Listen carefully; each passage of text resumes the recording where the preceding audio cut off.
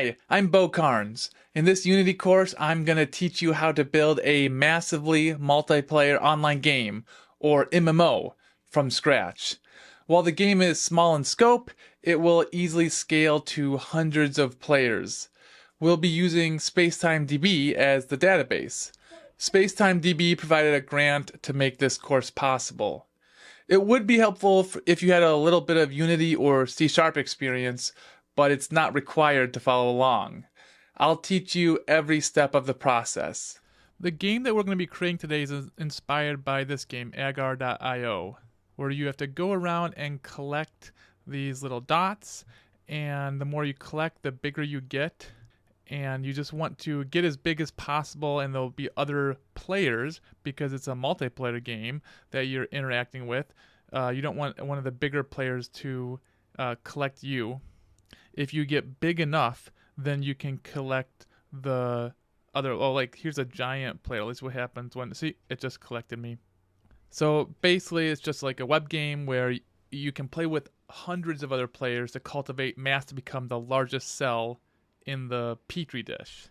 So we're going to create a similar game, but it's going to be space themed, and it's going to be a multiplayer game created with Unity. So we're going to have two different subdirectories. We're going to have our server code and our client code. So first we'll create a project root directory. You can use any name, but I'm going to call it Black Holio, and then we'll just go into that directory. And you can also do it visually on your computer in your file manager if you want. And now that I have this directory, we're going to create the Unity project, which is going to be our client code. And then by the end of this section, we'll have a basic Unity project and be ready to implement the server functionality. So this is Unity Hub. So you're going to have to go and install Unity Hub on your own. You can do that just by searching for Unity Hub and then just go to download. But then after you get that installed and you get it open, we are going to create a new project. So we want to make sure we're using at least the Unity version 2021.2. You can see here I have 2022. If you're just installing Unity for this first time, it'll definitely be a new enough version. So after I've chosen this new project, I'm going to go to Universal 2D. This is a template that uses the Unity Universal Render Pipeline. So I can go over to project name, and I'm just going to call this Client Unity. And then I'm going to make sure the location is in the directory that we created. So I'm going to go to the directory we just created, select folder, and then I'll just click create project. And then we have to wait for it to finish creating this. And then it'll just open up Unity with this new project that we just created. Okay, after our project is loaded up, we need to import the SpacetimeDB Unity SDK. So we can add the package using the package manager. So I'm just going to go to Windows, Package Manager. So I'll hit the plus button here and go to Add Package from Get URL. Now I'll put the URL that you're supposed to use right in the video description, but I'm just going to paste it in here, and this is going to add that package. The SpacetimeDB Unity SDK provides helpful tools for integrating SpacetimeDB into Unity. It includes a network manager, which will synchronize your Unity client's state with your SpacetimeDB database in accordance with your subscription queries. So I got this installed, and we can just hit X here. And now I'm going to create the game manager script. So I'm going to go to this project window, and then in this assets folder, I'm just going to create a new folder. I'll hit the plus and then go to folder, and then I'll call this scripts. Then I'll go into the scripts folder, and then I can right click and go to create and then do a C# script. And I'll call this one game manager. The game manager script will be where we'll put the high level initialization and coordination logic for our game. So let's add the game manager to our scene. First of all, I'm going to go back up to this hierarchy thing up here and go to create empty. So I've created an empty game object, and I'm going to call this the game manager. And now we just have to attach the game manager script to the game manager game object. So there's two main ways to do it. I'm going to just drag this right onto here. The other way would be to click this add component and select the game manager. But you can see now it's already added. The game manager script has been added to our game object. Okay, next we need to add the SpacetimeDB network manager. This is a simple script which hooks into the Unity update loop in order to drive the sending and processing of messages between your client and SpacetimeDB. You don't have to interact with the script, but it must be present on a single game object, which is in the scene, in order for it to facilitate the processing of messages. So when you build a new connection to SpacetimeDB, that connection will be added to and managed by the SpacetimeDB network manager automatically. So we want to make sure we've clicked on the spacetime or the game manager object, and then I'm just going to click add component. And then I can just do a search. You can see it was already showing up there, searching for SpacetimeDB network manager, and I can just double click that to add it to our game object. Okay, our Unity project is all set up. So if we press play, it will just for now, it's just going to show a blank screen because we haven't really added anything else to it, but it should start the game without any errors. If I go to the console, we don't see any errors here.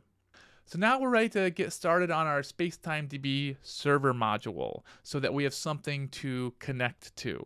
So I'm going to stop the game by pressing the play button again here. And before we create the server module, we need to make sure we have the SpacetimeDB CLI installed. So if you just go to spacetimedb.com/install, you can see the instructions for whatever system you have.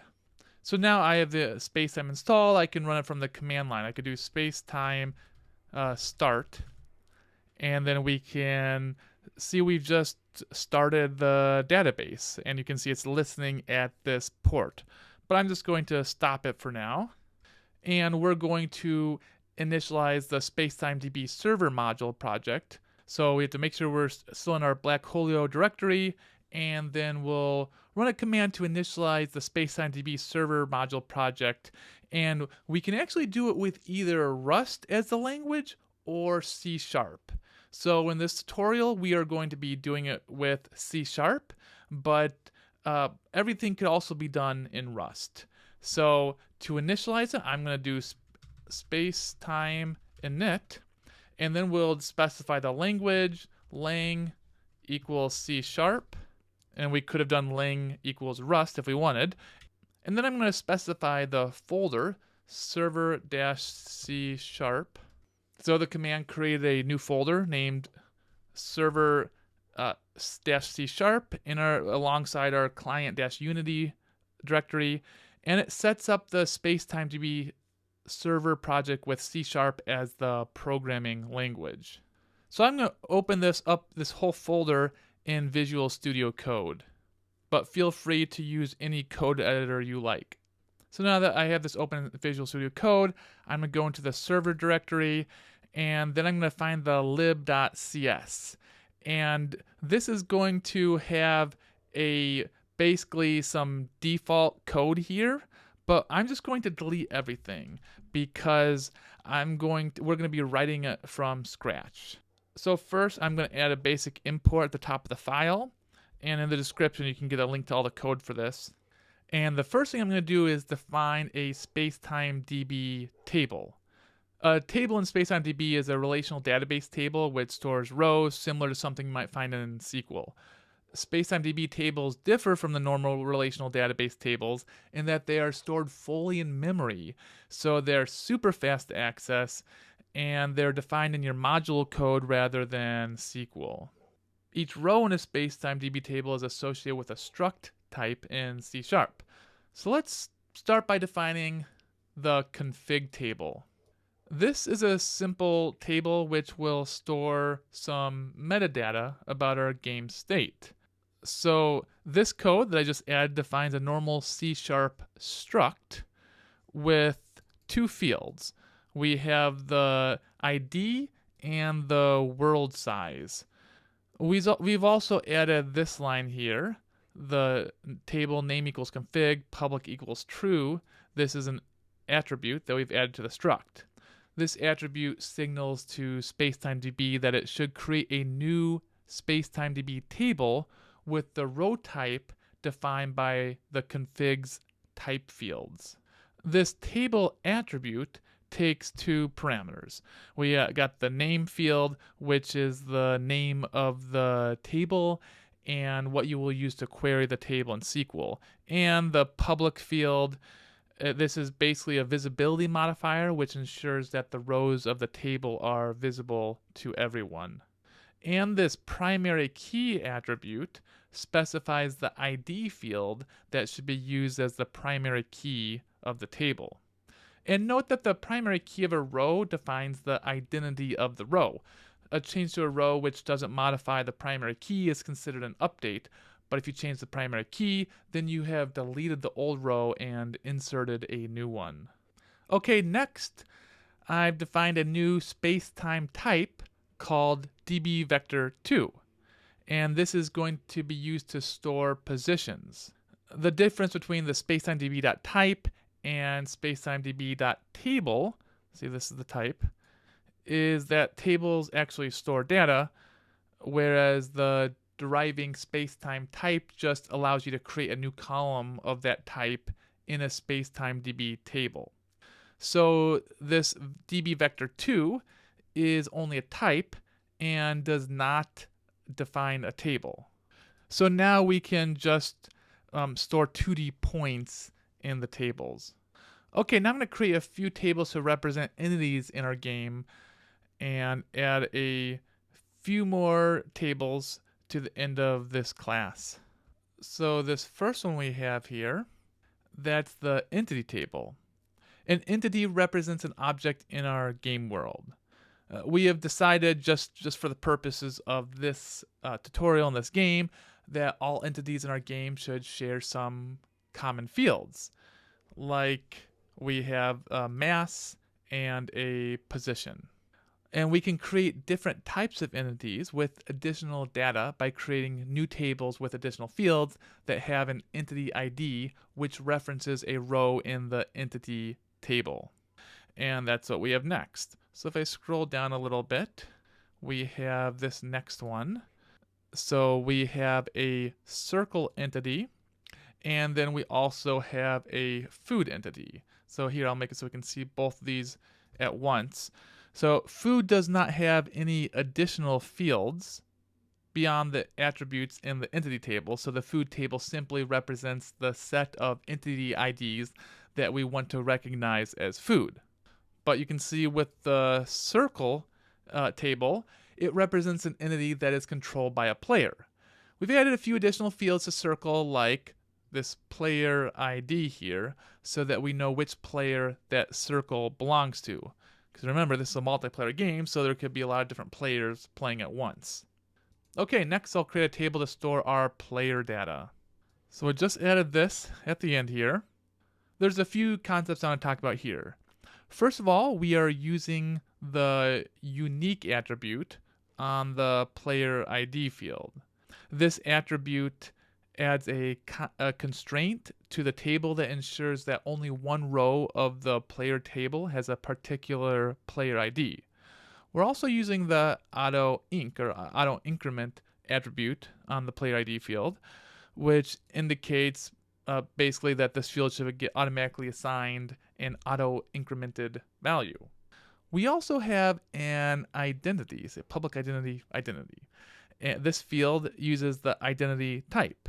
The identity type is an identifier that SpacetimeDB uses to uniquely assign and authenticate SpacetimeDB users. Okay, next let's write our first reducer. A reducer is a module function which can be called by clients. So let's write a simple debug reducer to see how they work. So I'm just going to add some code here. So see what this is just called, this reducer is called debug, and then it's going to log this information here. It doesn't update any tables, it just prints out the identity of the client that called it, this caller identity. A reducer in SpacetimeDB, it's basically a term coined by Clockwork Labs, the creators of SpacetimeDB, and it refers to a function which, when executed, reduces a set of inserts and deletes into the database state. It derives from functional programming, the term, and is closely related to similarly named concepts in other frameworks like React Redux. Reducers can be called in a few ways, like using the CLI remotely, the client SDK, or they can be scheduled to be called at some point in the future from another reducer call. All reducers execute transactionally and atomically, meaning that within the reducer, it will appear as though all changes are being applied to the database immediately. However, from the outside, changes made in a reducer will only be applied to the database once the reducer completes successfully. If you return an error from a reducer or panic within a reducer, all changes made to the database will be rolled back as if the function had never been called. If you're unfamiliar with atomic transactions, it may not be obvious yet just how useful and important this feature is, but once you build a somewhat complex application, it'll become clear just how invaluable this feature is. So now that we have some basic functionality, I'll make sure this is saved, and let's publish the module to SpacetimeDB and call our debug reducer. So within our command line, let's do spacetime start. And if I zoom out a little bit, we'll see it says spacetime here. And when you see this line here, we know that it is successfully running on our machine. So now that SpacetimeDB is running, we can publish our module to the SpacetimeDB host. So I'm going to open up a separate terminal window. So I'm going to go to the server folder, the server C# folder, and then I have to make sure I'm logged into the Spacetime CLI. So I'll run the Spacetime login function, and it says you are already logged in. But let me just show you what would happen if I wasn't. So I'm going to log out, and then I'm going to log in again. And then it actually opened up a web browser. You didn't see it here, but it opened up a web browser where I was logged in, and then it sent the response back. So now I'm successfully logged in. You may end up having to make an account at this point if you don't already have an account to log into. Okay, now once I'm logged in, I can publish. So I'm going to do spacetime publish server local Black Holio. Wait a second, Black Holio. And it looks like I got an error because the .NET SDK has not been installed yet. So I have to make sure I install that first. So I'm at .net.microsoft.com/en-us/download, and you can just do a search for .NET download and then put your OS. I'm on Mac OS. And you may have to do that, even if you already have .NET installed, you may not have the right version. So you may have to upgrade. Now for this project, we're going to need the .NET 8.0 and not the .NET 9.0. So I'm going to just click download, and we'll start getting this downloaded. And then I'll just go through the installation. Now again, you may not have to do this because you may already have it installed. Now I'm just going to run the spacetime publish command again. If you have inadequate permissions, then we can run something else to give permissions. We got sudo .NET workload install WASI experimental.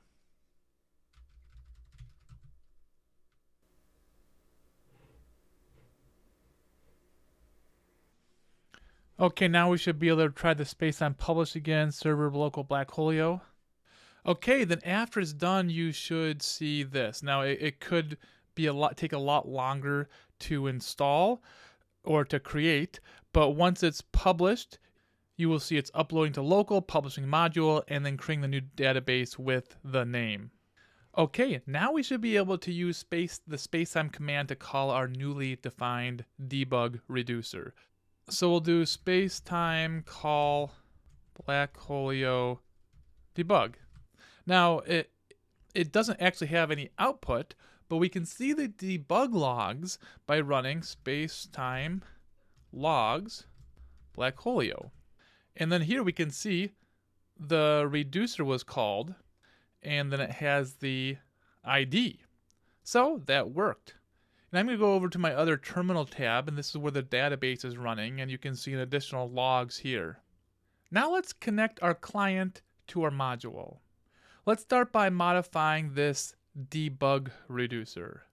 So I'm going to rename it to connect, and we will add reducer kind.client connected in parentheses, and then we'll just update what the log is.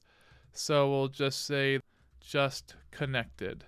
So when we put reducer kind.client connected, that argument to the SpacetimeDB reducer attribute indicates to SpacetimeDB that this is a special reducer.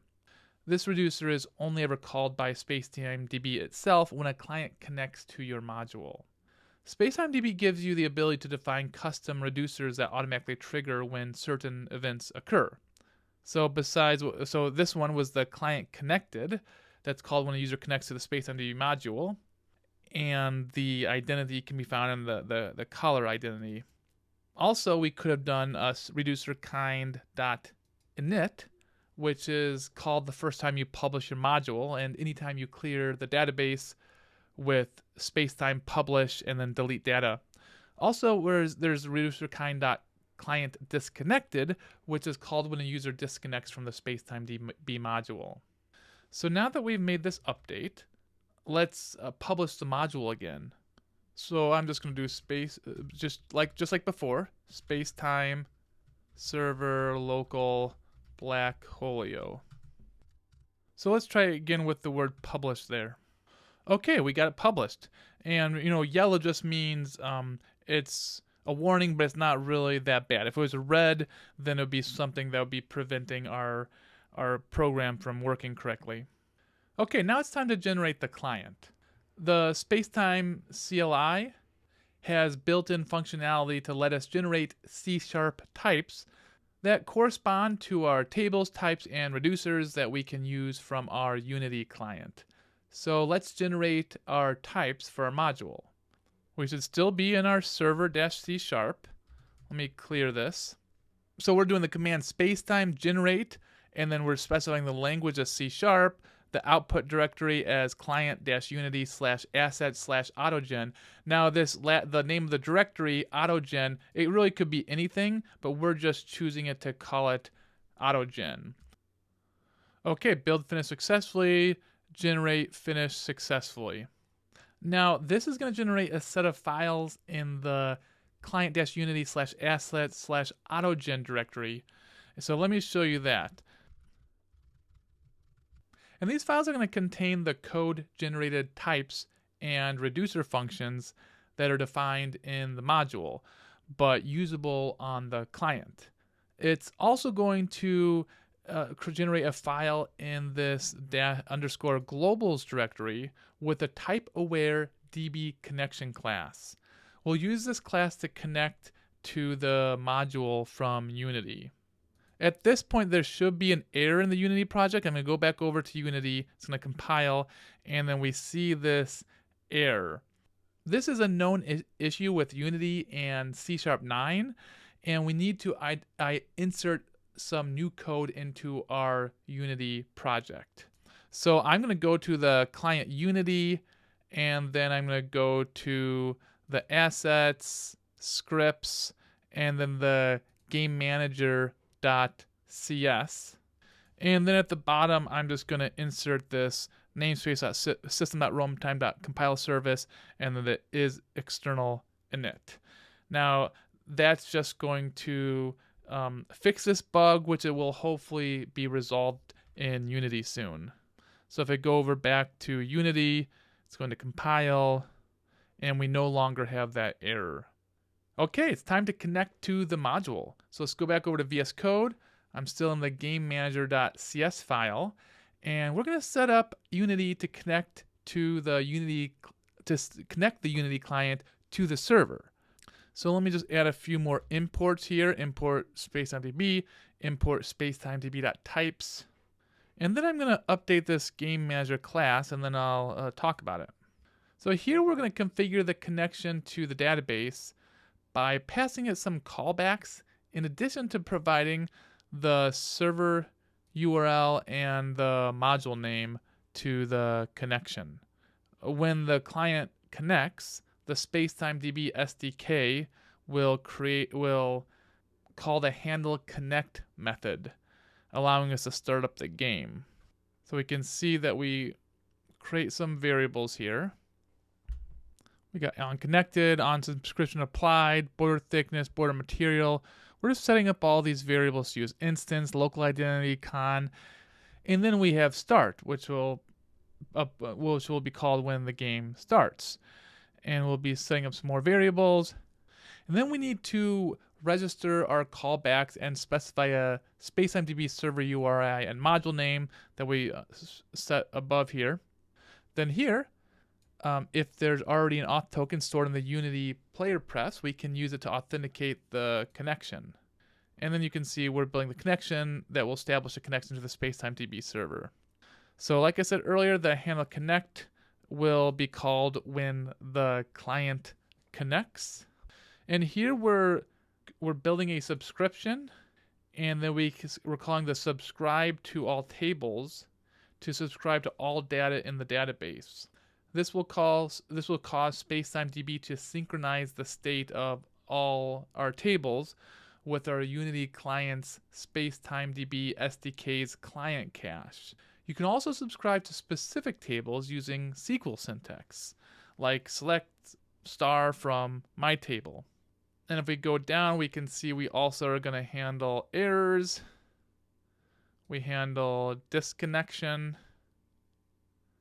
handle the subscription applied. We have one for is connected, disconnect, and those are all the sections we're adding here. If we go back up here, I just want to talk about the SDK client cache. That's a client-side view of the database defined by the supplied queries to the subscribe function. SpacetimeDB ensures that the results of subscription queries are automatically updated and pushed to the client cache as they change, which allows efficient access without unnecessary server queries. So now we're ready to connect the client and server. So I'll just save this and we'll go back into Unity. And then we just have to wait for everything to be compiled. Oh, we have a few errors here.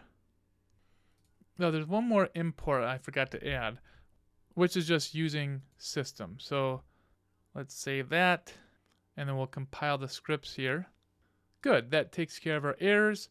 So now let's press the play button.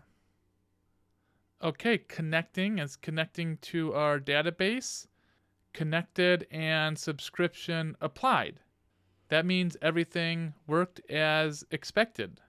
Subscription applied indicates that the SpacetimeDB SDK has evaluated your subscription queries and synchronized your local cache with your database's tables. We can also go and look at the server logs. So if I go back to my terminal, I can run spacetime logs blackholio, and we can see the reducers called, updated program, database updated. Okay, we've learned how to set up a Unity project with the SpacetimeDB SDK, write a basic SpacetimeDB server module, and how to connect our Unity client to SpacetimeDB. That's pretty much all there is for the setup. So now we're ready to start building the game. So let's start building out the functionality of the game and learn how to access our data table and call reducers in Unity. Let's start by spawning food into the map.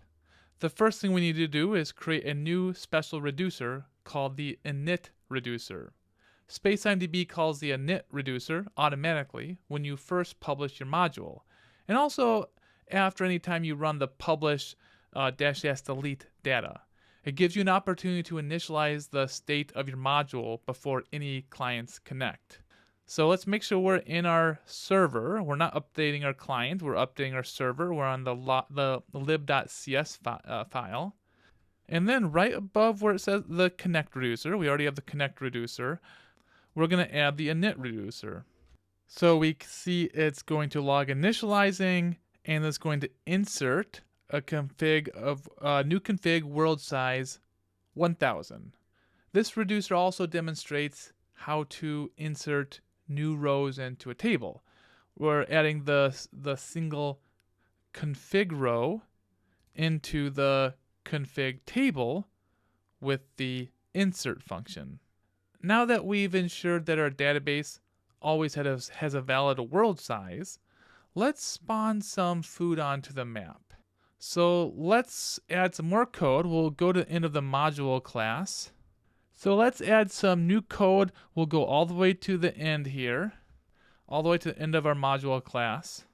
So we're first going to set some new variables, the food mass min, food mass max, target food count, which is 600, mass to radius, we'll do some math here, and then we have our spawn food. If there's no players, just return. We're going to set our world size. We're going to be using the world size we configured along with the reduced context random number generator. That's what this RNG, that's a random number generator. And you can see how we're getting the world size, or we'll possibly throw an error if the config is not found. And then we do this loop. Remember that the target food count is what we set up here to be 600. So and this is basically going to be a count of the food that has been added so far. So we're basically using the random number generator function to place 600 food uniformly randomly throughout the map. We've also chosen the mass of the food to be a random number between 2 and 4 inclusive. That's what we set these numbers up here for. And we'll keep going down here. And then we also have these two helper functions, which are basically going to get a random range as either a unit or a float. And then we can see every time the food is spawned, we do spawn food. So we're inserting the entity, which is going to be the food. See, we're inserting the food here, and then we're adding to the food count, and then spawning the food. Although we've written this reducer to spawn food, no food will actually be spawned until we call the function while players are logged in. So this raises the question, who should call this function and when? We would like for this function to be called periodically to top up the amount of food on the map so that it never falls very far below our target amount of food. SpacetimeDB has built-in functionality for exactly this. With SpacetimeDB, you can schedule your module to call itself in the future or repeatedly with reducers. In order to schedule a reducer to be called, we have to create a new table which specifies when and how a reducer should be called. So let's add a new table at the top of this module class. So our table name is spawn food timer, and this scheduled equals name of spawn food. This tells SpacetimeDB that the rows in this table specify a schedule for when the spawn food reducer should be called. Each scheduled table requires a scheduled ID and a scheduled @ field so that SpacetimeDB can call your reducer. However, you can also add your own fields to these as well. You can create, delete, or change a schedule by inserting, deleting, or updating rows in this table. Now you may see an error telling you that the spawn food reducer needs to take 2 arguments, but currently only takes 1. This is because the scheduled row must be passed in to all scheduled reducers. So let's modify our spawn food reducer to take the scheduled row as an argument. So we got the reducer context and spawn food timer, and we'll call it _timer. Since we're not interested in the data on the row, That's why we named it with the argument underscore timer. Okay, well, let's modify our init reducer to schedule our spawn food reducer to be called every 500 milliseconds. Okay, so I'm at our init reducer. And now we are doing the spawn food timer dot insert and inserting a new spawn food timer, scheduled at, and a new scheduled at interval of 500 milliseconds. You can use this scheduled at dot interval to schedule a reducer call at an interval like we're doing here. SpacetimeDB will continue to call the reducer at this interval until you remove the row. You can also use scheduleAt.time to specify a specific time at which to call a reducer once. SpacetimeDB will remove that row automatically after the reducer has been called. Let's continue building out our server module by modifying it to log in a player when they connect to the database, or create a new player if they've never connected before. So let's go to our players struct, and we're going to add a second table. So we already have this first table, player name equals player, but I'm going to add another one, name equals logged out player. That line creates an additional table called logged out player, whose rows share the same player type as the player table. But it's important to note that this new table is not marked public. The player was public, the logged out player is not. This means that it can only be accessed by the database owner, which is almost always the database creator. In order to prevent any unintended data access, all SpacetimeDB tables are private by default. If your client isn't syncing rows from the server, check that your table is not accidentally marked private. Now let's modify our connect reducer. We have this very simple connect reducer, and we're going to modify that and create a new disconnect reducer below it. So I'm just going to completely update this code. So let's look at this code that handles player connections and connections from the game server. It uses a clever two-table approach to manage player states efficiently. So the connect reducer activates whenever a client connects to the server, and then when it occurs, first it checks if the player already exists in the logged out player table. This check helps distinguish returning players from new ones. And then for returning players, that's this if statement, the system performs a transfer operation. First, it moves their data from the logged out player table to the player table, effectively marking them as online. This transfer involves inserting their data into the player table and then removing it from the logged out player table. So it's inserted into the player table and removed from the logged out player table. But if the system doesn't find it in the logged out player table, it basically treats them as a new player and inserts the new player directly into the player table. Then we have the disconnect reducer. It basically handles the opposite scenario, managing what happens when a client disconnects from the server. So when the disconnection occurs, the system first locates the player in the player table using their identity, and then we can scroll over there. We'll throw an exception, player not found. So we insert into the logged out player and we delete it from the logged in player table. This implementation uses an approach called existence-based processing, instead of using a simple Boolean flag to track player status.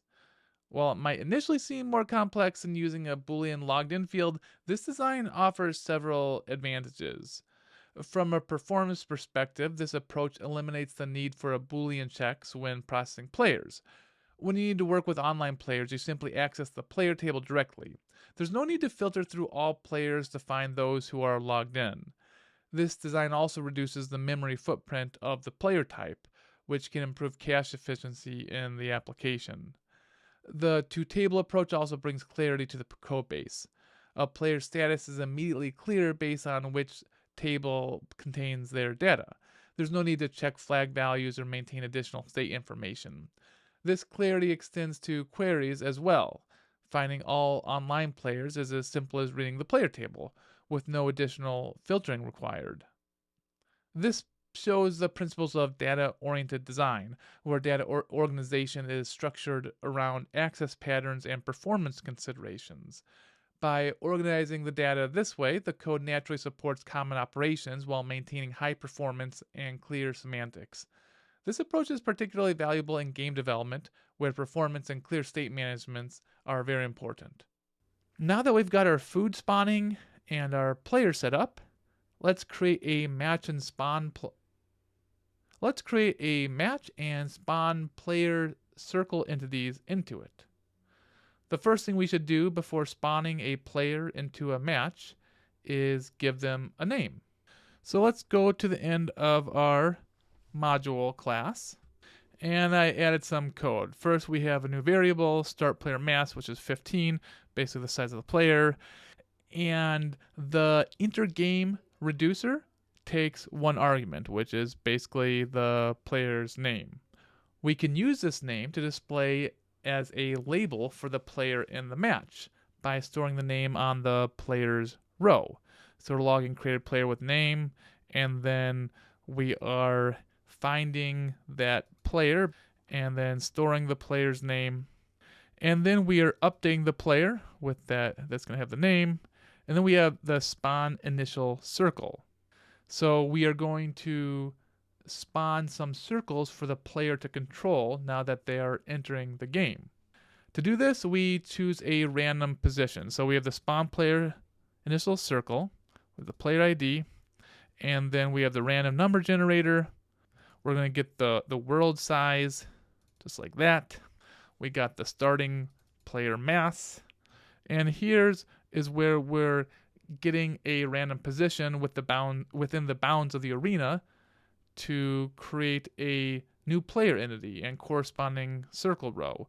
So we just spawn circle at, put in all that information to spawn that new circle. And when it says return spawn circle at, we're basically calling this. We're passing all the information in, including the position, the timestamp, and everything.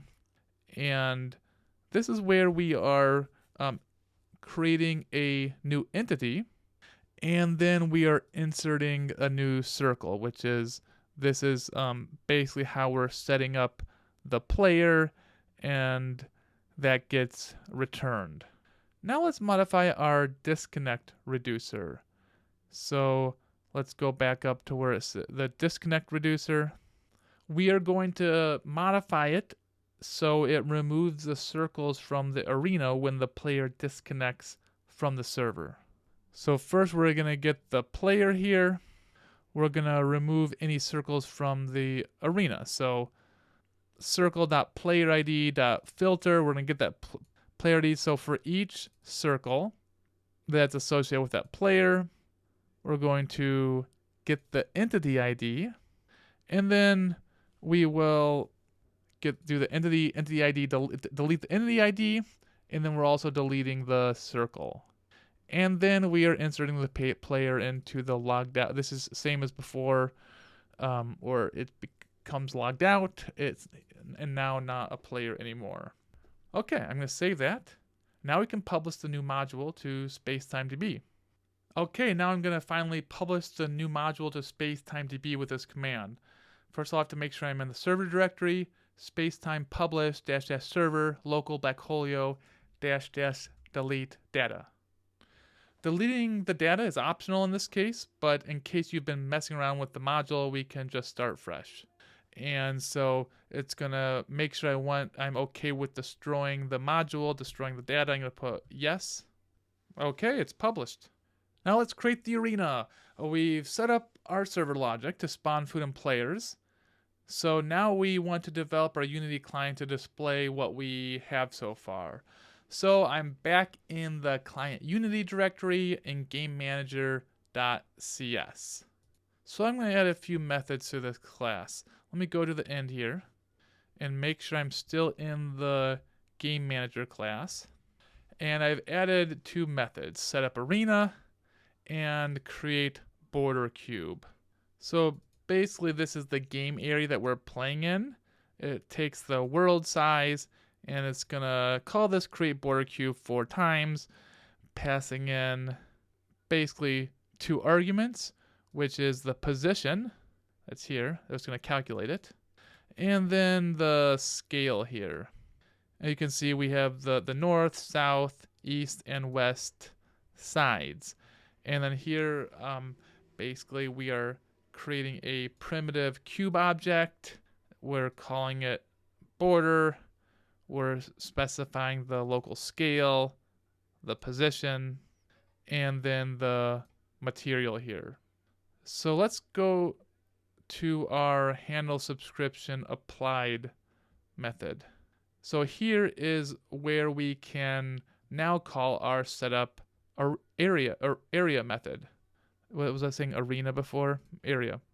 So like it says, once we have the initial subscription synced to the client cache, we can get the world size from the config table and set up the arena, calling the setup arena with the world size. And we can see when this is called, this onApplied, and then we call the handle subscription applied. The onApplied callback will be called after the server synchronizes the initial state of the tables with the client. And once the sync has happened, we can look up the world size from the config table and set it to our arena here. Okay, let's save this and go back over to Unity. Let's go to the scene view here, and we'll select the game manager. And then we'll go over to the border material here and choose, I'm going to choose sprites default. Okay, let's talk about creating game objects. Now that we have our arena all set up, we need to take the row data that SpacetimeDB syncs with our client and use it to create and draw game objects on the screen. Let's start by making some controller scripts for each of the game objects we'd like to have in our scene. So in this project window, basically in the scripts folder, I'm going to right click, go to create, and create a C# script. The first script will be called player controller. Then we're going to do it again and create a circle controller. And then we will do it one more time and create a food controller. We'll modify the contents of these files later. Now let's make some prefabs for our game objects. In this scene hierarchy window, we'll create a new game object. So I'll go to 2D object. I'll click that plus drop down 2D object, and then we'll go to sprites and then circle. And I'm going to name this circle prefab. We'll modify the contents of these files later. Now let's make some prefabs for our game objects. So we have this circle prefab object, and so in this inspector window on the other side, I'm going to click add component. And then I'm going to search for the circle controller right here. That's the circle controller script that we just made. And then finally, I'm going to drag the object into the project folder. So basically, I'm going to click on assets here. I'm going to click on the circle prefab and just drag it over here. So now we have a reference to it in our assets. And now we can just delete this object from the scene because we already have it down in our assets. We'll use this prefab to draw the circles that a player controls. Now we'll basically repeat the same process for the food prefab and the food controller component. So I will click the plus, 2D objects, sprites, and circle. But this time I'm going to call it food prefab. And then I'll click add component, and then we'll bring in the food controller, and then I'll move it down to our assets folder, and then we can delete it from the scene. And then we're done with that. So in the project view, which is basically this right here, I'm going to double click the circle prefab to bring it to the scene view. And then what we need to do is right click anywhere in the hierarchy that's over here. And then I'm going to go to UI, text mesh pro. Basically, this is going to be the text of our player name. It's going to be a label attached to the circle prefab. And you may need to import the TMP essentials. Oh, it says cannot import package in play mode. I'll just set I forgot that we were still in that mode over here. So now let's try it again. So basically, if you didn't see that, I just clicked the play button to go out of play mode. Okay, we've imported the TMP essentials. You can see it down in this message at the bottom. I can close this. And now I'm going to set the transform position of the label. We can see over here, I'm just going to do 0, 0, 0. So 0 position X, 0 position Y, and 0 position Z. And finally, we need to make the player prefab. So I'm going to go back to our main scene here. I'm going to and I'm going to add a create empty, and I'll call this player prefab. And then I'll go over to the inspector window over on the other side of the screen and click add component. Now I'll add the player controller. So that's just the script that we recently created. Now I'll drag the object into the project folder, just like we did for those other ones. And now I can delete the player prefab from the scene. Let's also create an entity controller script, which will serve as a base class for both our circle controller and food controller classes, since both the circles and food are entities.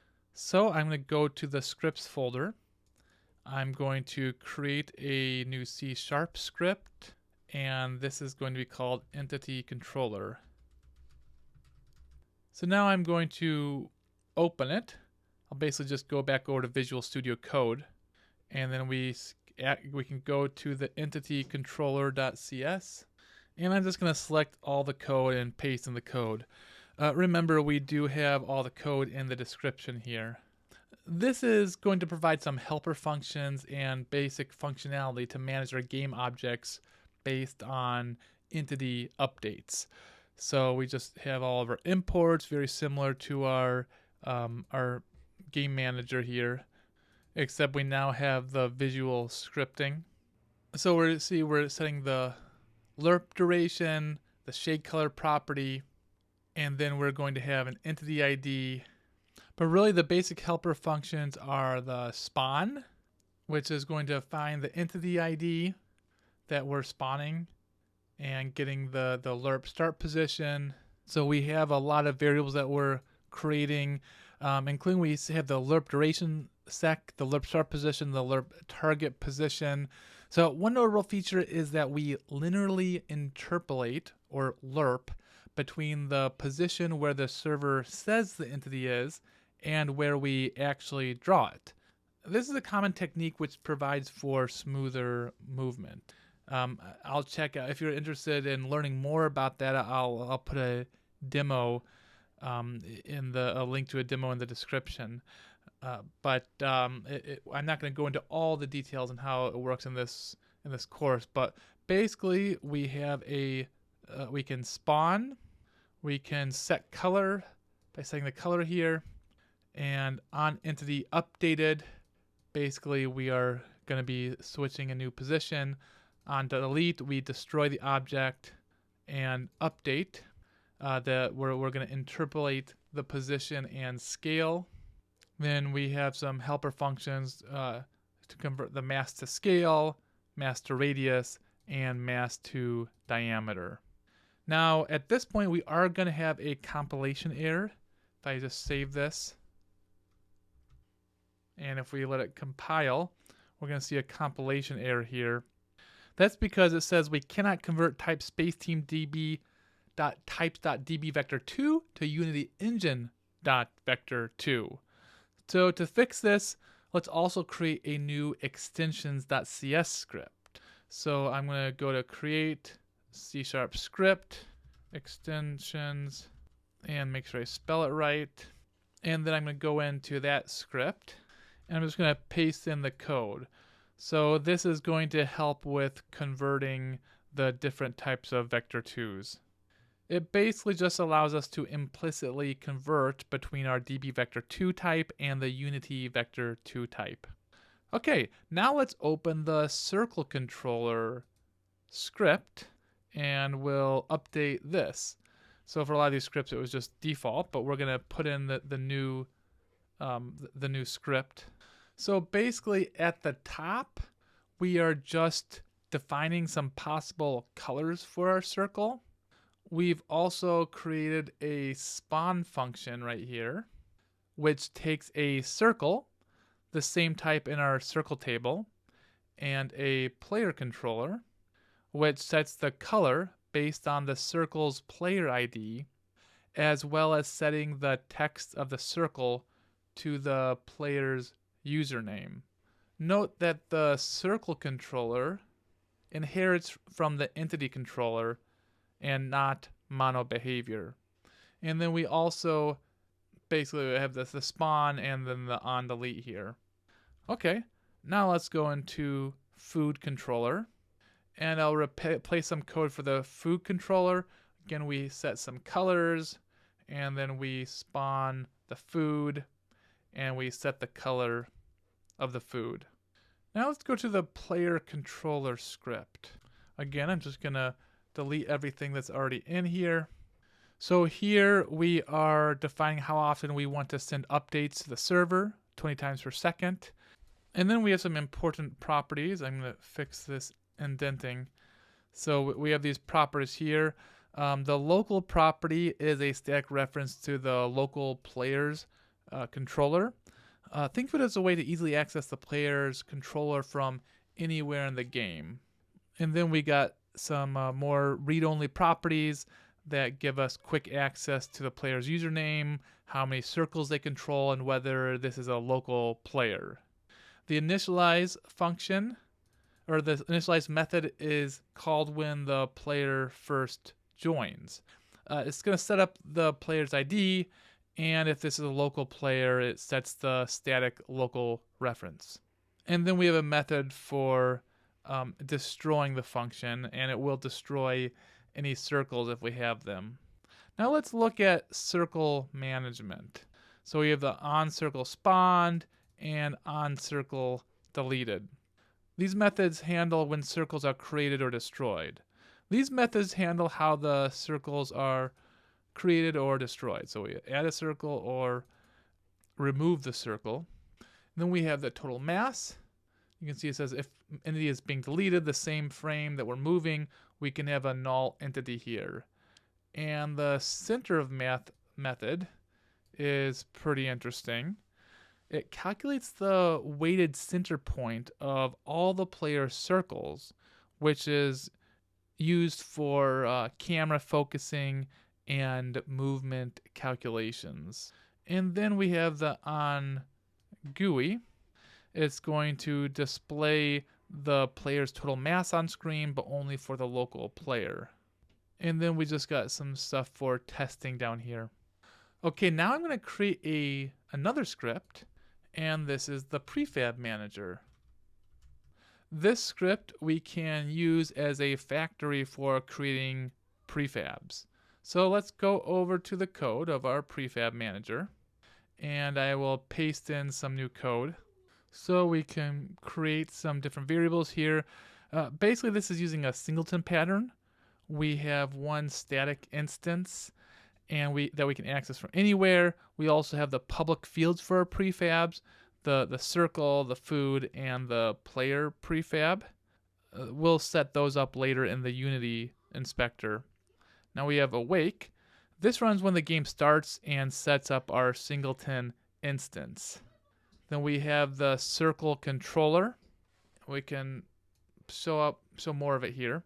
So the circle controller is going to first create a new circle from our prefab. It's going to give it a meaningful name with its ID, initialize it with the circle data and owner, tells the owner they have a new circle, and then just returns the new circle controller. Next is the spawn food.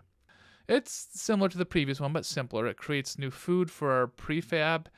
It names it with its ID. It initializes it with the food data and returns the food controller.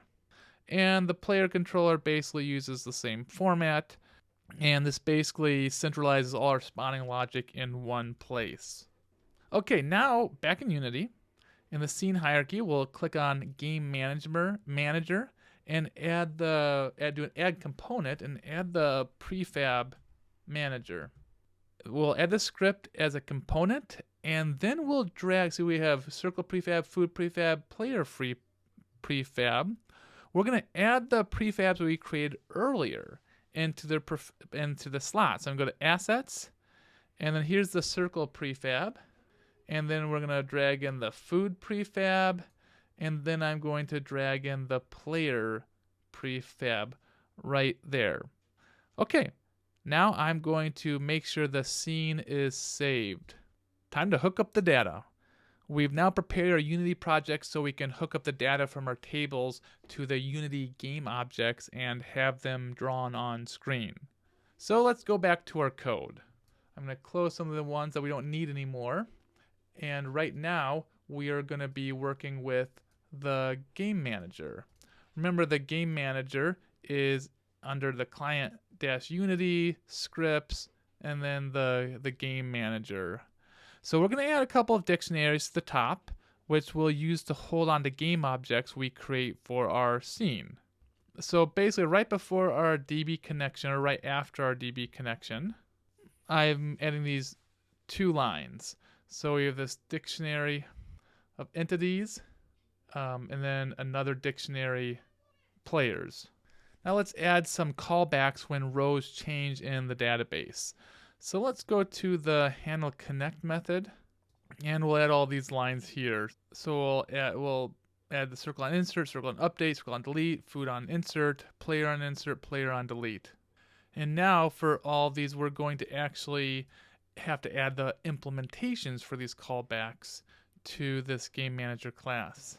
So let me scroll down to the bottom here, and we'll add these in the class. So you can see on circle on insert, we're going to get or create player. That's another function that's down below. And then we're going to get the access to the entity controller with the spawn circle. And then we're going to entity.add. We're going to add that with the entity ID and the entity controller. And then we have the entity on update. For the entity on update, we're going to find the entity in our tracking dictionary. And if we find it, we tell it to update with the new data. Then we have the entity on delete. When an entity is deleted, we try to remove it from our tracking dictionary. And if found, we tell it to handle its deletion. And the rest of them are pretty straightforward. Food on insert, spawn the food using the prefab manager, and then add it to our tracking dictionary.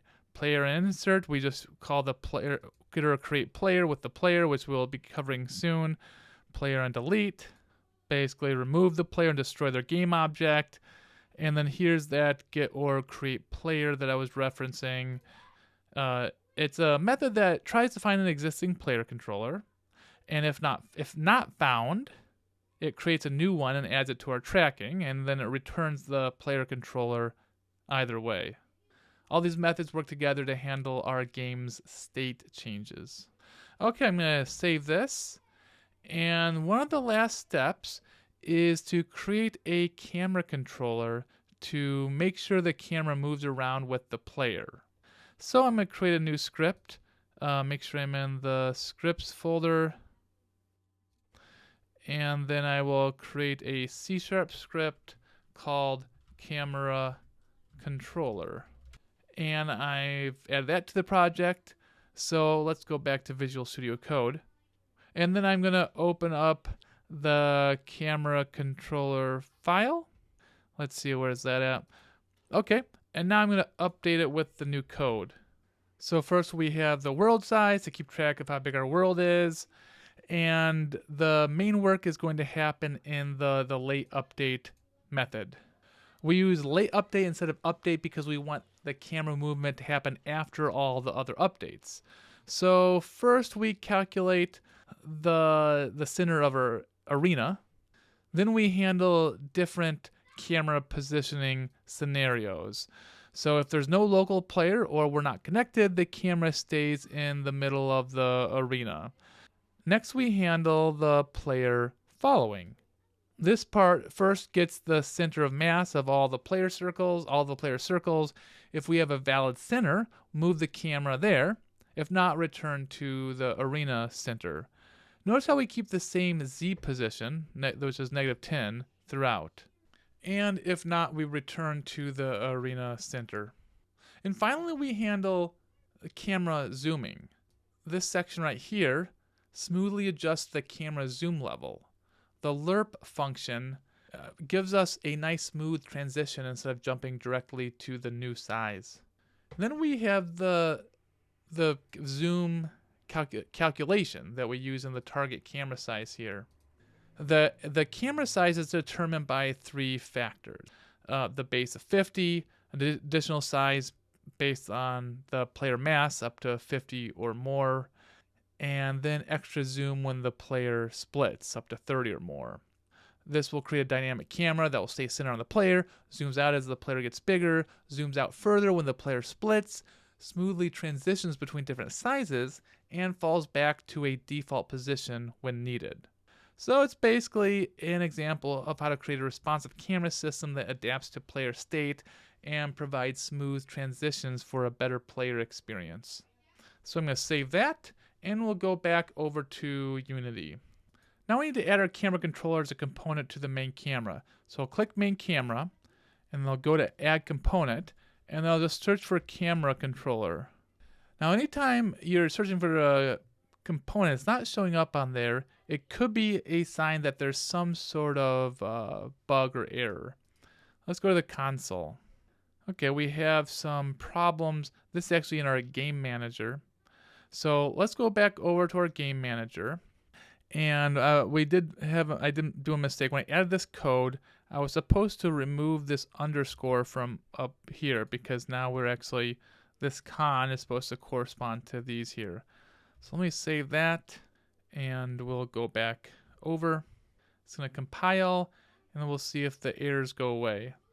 Okay, so the errors have gone away. I will go back to the main camera, and then add the component, and now we can see the camera controller showing up here. So I can click camera controller, and now we have that camera controller we created on the main camera in the scene. Okay, lastly, let's modify the game manager, the setup area method, to set the world size on the camera controller. So I'm in the game manager, and I'm going to go to the setup area, or setup arena. I keep sometimes saying arena and sometimes saying area. I think I keep getting the words confused. Oh well. Okay, so I'm just going to add a little bit at the end here, and we are going to do the camera controller.world size equal to the world size. Okay, I'll save that.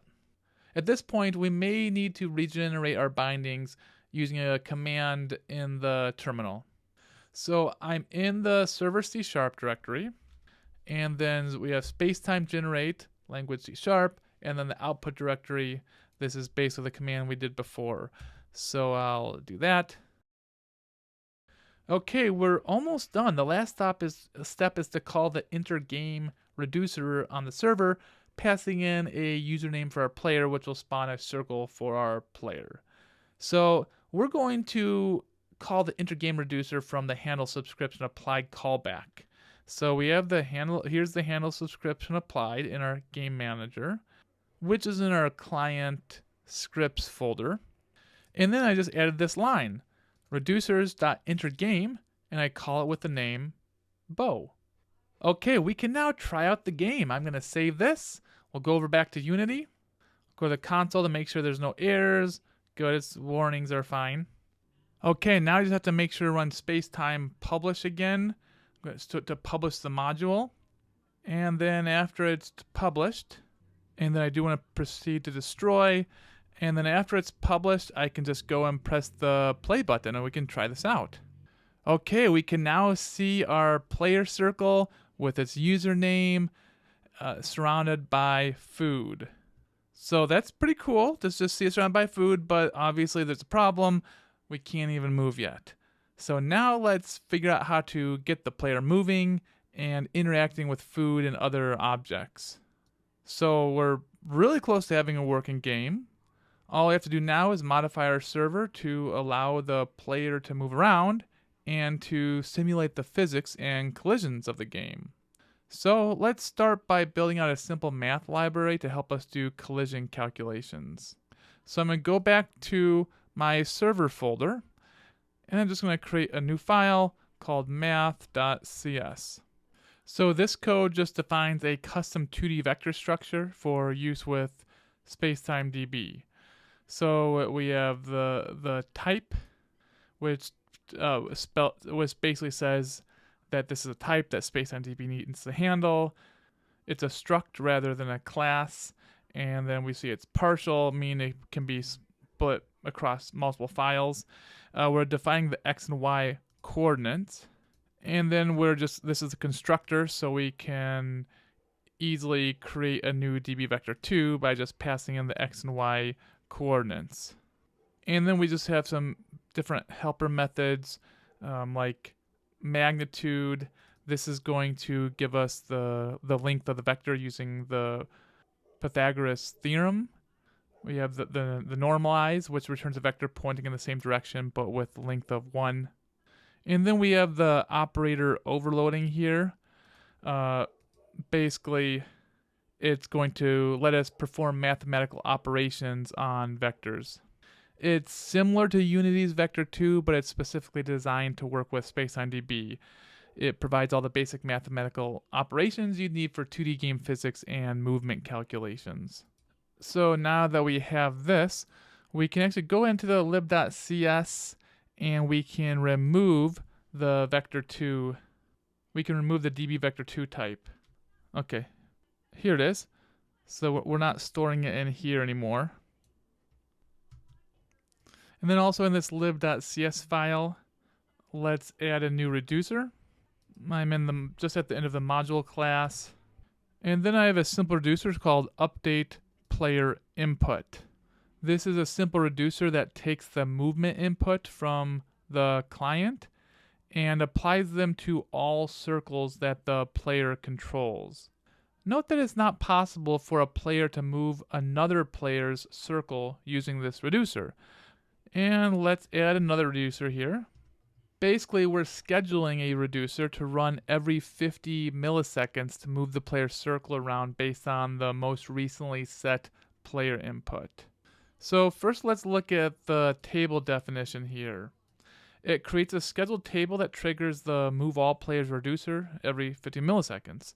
It's basically like Unity's update, but server side. And then we have some important helper methods here. So this is going to create a relationship between mass and speed. So bigger players move slower. If you scroll over, we can see the rest is just the start player mass. That's what it's divided by at the end. Then we have the actual reducer here. This sets up our environment. It gets the world size from the config, and then it creates a quick lookup of each circle's movement vector. And then we have this main movement loop. So for each circle, we're going to get the Unity data, or the entity data, like the position and the mass. And then we're going to get the movement direction from our lookup. And then we're going to calculate a new position based on the current position, the direction, and the speed, which depends on the mass. We're going to clamp the position to keep the circle inside the game world and update the position in the database. And the math.clamp is going to ensure circles can't leave the game area. And the mass to max move speed, this function creates that classic bigger equals slower gameplay mechanic that makes basically the game more interesting. This whole reducer is similar to like the game tick or frame that you might find in an ordinary game server, or something similar to the update loop in Unity. Okay, now let's go up to our init reducer.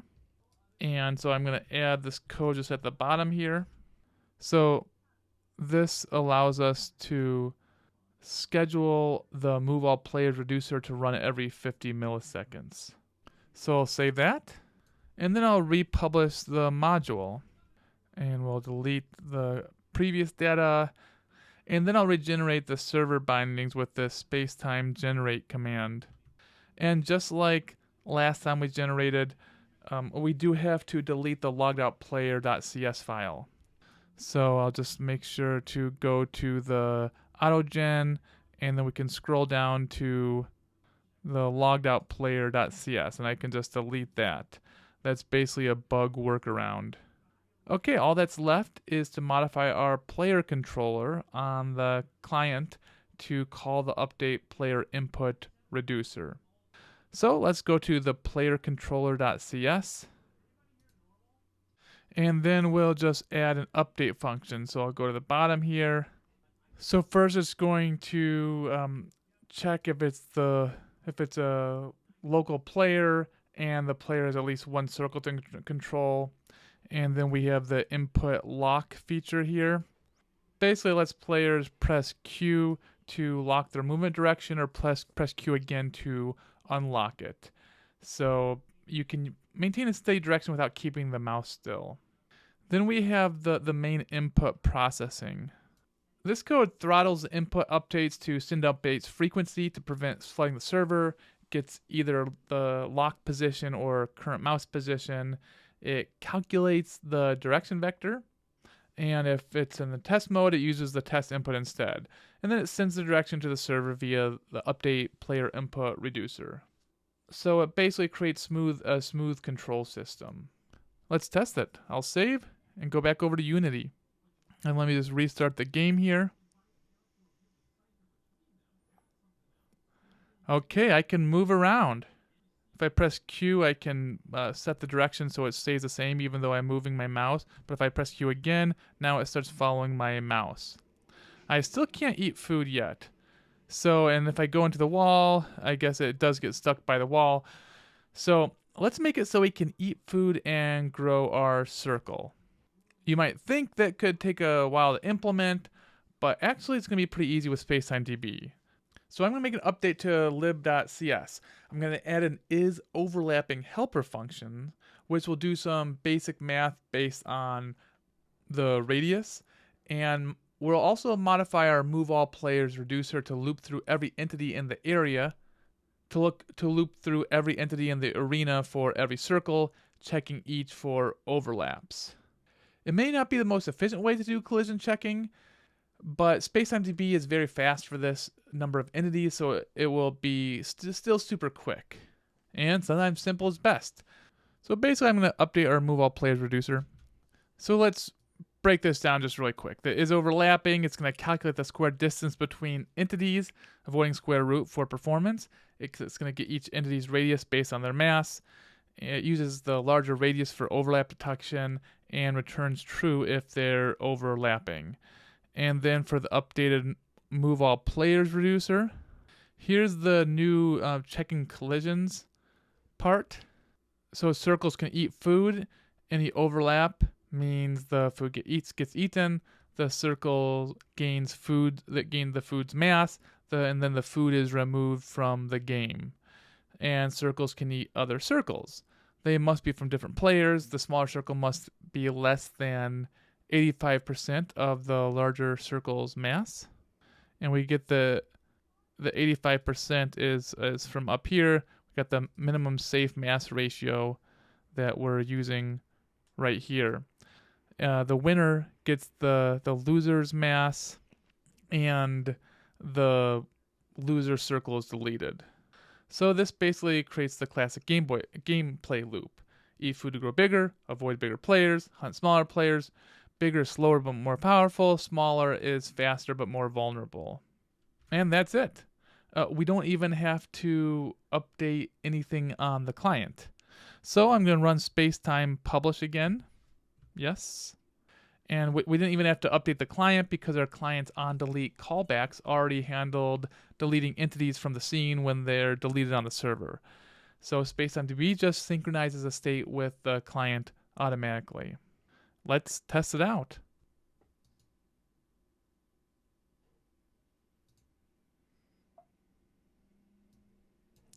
So now I can move around and eat food. And as I eat food, I get bigger. And I also start moving slower as I get bigger. And one thing you can't tell because it's kind of off screen, but food automatically responds as we vacuum them up. It responds in other areas because our scheduled reducer is automatically replacing the food at 2 times per second to ensure that there's always 600 food on the map. And this is it. We've learned how to configure a new Unity project to work with SpacetimeDB, how to develop, build, and publish a SpacetimeDB server module. And within the module, we've learned how to create tables, update tables, and write reducers.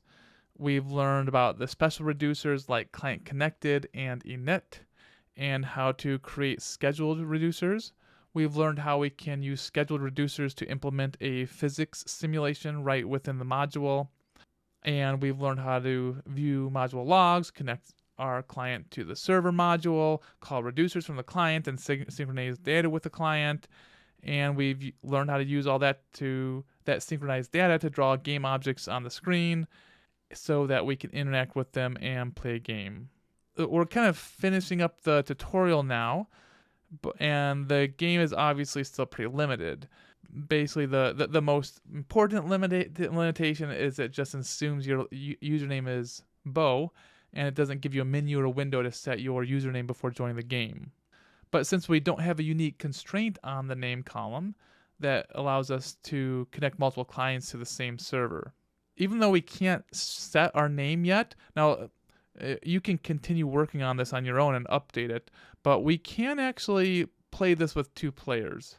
So to try this out multiplayer, we can build this and then run it with 2, basically twice. So what I'm going to do is stop this. First, I'm going to have to do edit project settings. We have to make it so it's not going to be full screen. We have to go to player. And then if I scroll down to resolution, I'm going to say it's going to be windowed. And then we can just set the rest of it as default. Now that we've set the setting, I can go to File, Build, and Run. And you may have to save it also if you haven't saved the game yet. So let me see if I can show both on the screen at the same time. Okay, I actually ended up having to get someone else to play the other player on their computer, and you can see the other player is that red dot. So I'm the blue dot, the other player is the red dot, so we can see it's multiplayer. We made a multiplayer game. Okay, so other things you may want to add are the username chooser, chat, leaderboard, nice animations, nice shaders, and the space theme. Luckily, all that's already been done, so the code link in the description actually has the completed game with all those other features, and you can download it right on GitHub. And there you have it! You now know how to build a multiplayer game in Unity. Good luck on building your own multiplayer game.